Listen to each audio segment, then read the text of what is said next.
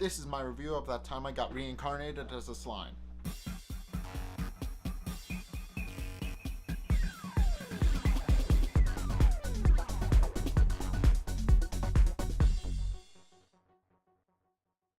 Okay, so after Rimuru invited them all back, all the ogres that he found and fought and eventually reasoned with back to his village, they explained exactly what happened, about how they were attacked by an army of 200,000-ish orcs who are possibly being led by an orc lord that presumably Gelmud made, and were also attacked by a strange Majin wearing a clown mask, so not Gelmud, but a different guy.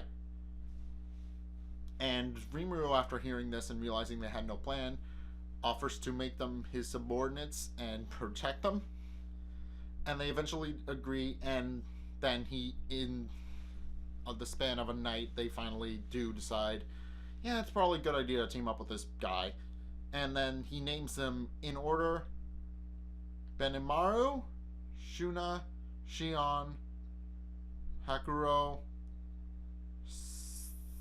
Sori, and finally Korobi. No, I did not just look that up, and I wasn't just reading that off the screen. No, I didn't do that. You're imagining things. This is all a dream. But anyway, then Rimuru passes out because he didn't realize that because they're ogres and not goblins, that they're a step above, and they drain more magic jewels when you name them.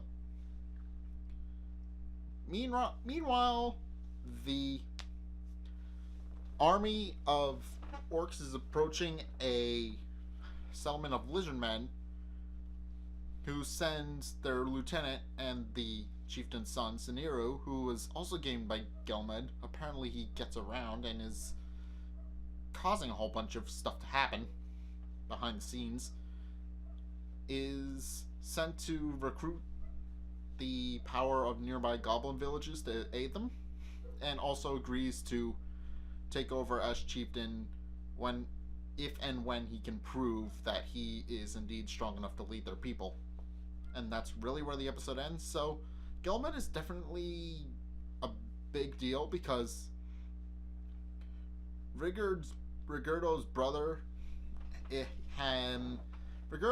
Rigurd's brother has been kind of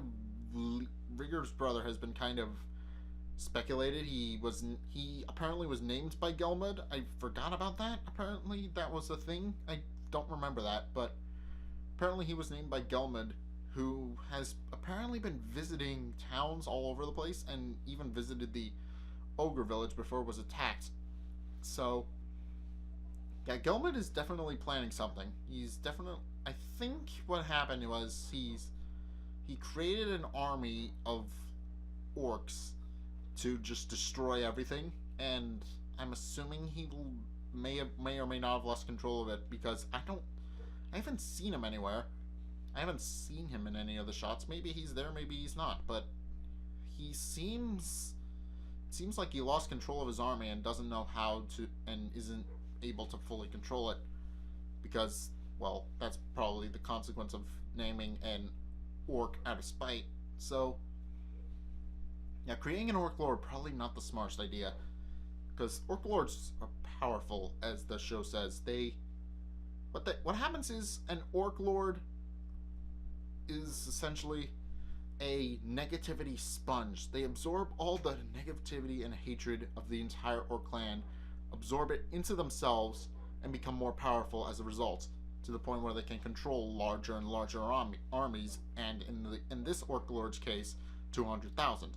So definitely a very scary, very important dude, and definitely somebody that Rimuru is going to have to deal with down the line. But yeah, this guy's dangerous.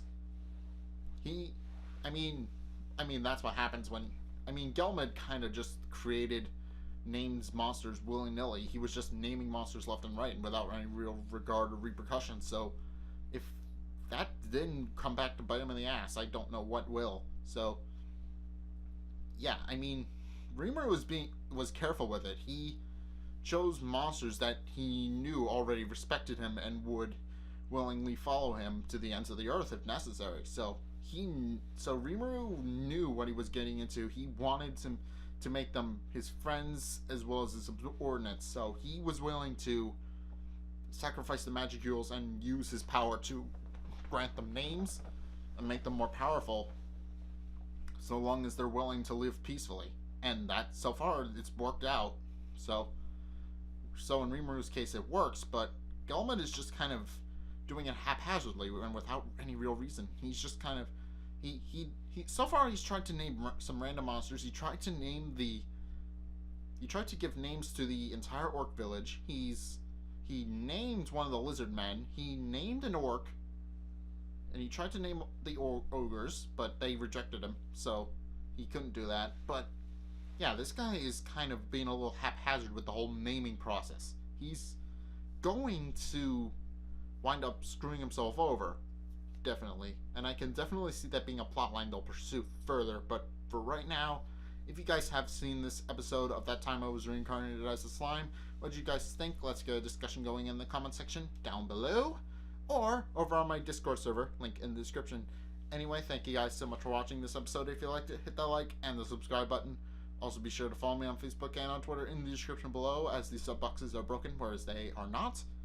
And also check out my Patreon. It's $1 to $20 a month. You get some cool rewards for donating money every month, and you also get access to like a bunch of different Discord perks and videos, regardless of if you're a patron or not. But yeah, thank you guys so much for watching. Until next time, I will see you guys in the next video.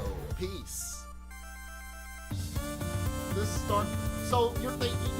start you off with these little tubes of pennies, and then you put them in a little penny sack for when you're trying to store it and carry the game around.